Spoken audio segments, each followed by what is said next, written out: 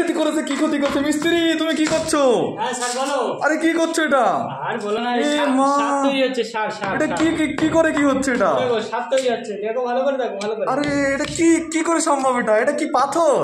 না না, এটা হচ্ছে লবণ, লবণ জাতীয় পাথর। আচ্ছা আচ্ছা, তো এগুলো এমন হচ্ছে কেন? হায় আল্লাহ, কি অবস্থা! বাড়িওয়ালা নিয়ে এসছে, খুব ভালো সুন্দর পাথর। আপনি কি পাগল হয়ে গেছেন? কি অবস্থা, এমন ক্ষতি করছেন কেন আপনি? না ক্ষতি না, আমি দেখছি যে কিভাবে লবণ তৈরি হয়, আমি দেখছি এটা। আচ্ছা, এগুলো কি করবেন? সাপ থেকে লবণ তৈরি হয় কিভাবে দেখছি। আচ্ছা আচ্ছা, দেখেন দেখেন, দেখতে পাচ্ছেন? তাই তো, এ তো সব গুঁড়ো হয়ে যাচ্ছে একদম। খুব সুন্দর লাগছে ভাঙতে। হ্যাঁ, তাই তো দেখছি। দর্শক আপনারা দেখেন, এটা কমেন্ট করেন, এটা লবণ নাকি সার নাকি পাথর, কিছুই তো বুঝতে পারছি না এটা কি হতে এটা পারে। দেখতে পাচ্ছে তো সবাই বলবে যে না পাথর, কিন্তু এটা দেখলে তো সবাই তো লবণই ভাববে না। হ্যাঁ, তাই তো, একদম লবণের মতো লাগছে পুরো। সারের দিকেও বলা যায় কিছুটা।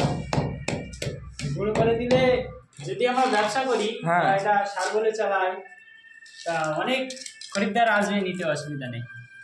আচ্ছা ঠিক আছে তাহলে। সঙ্গে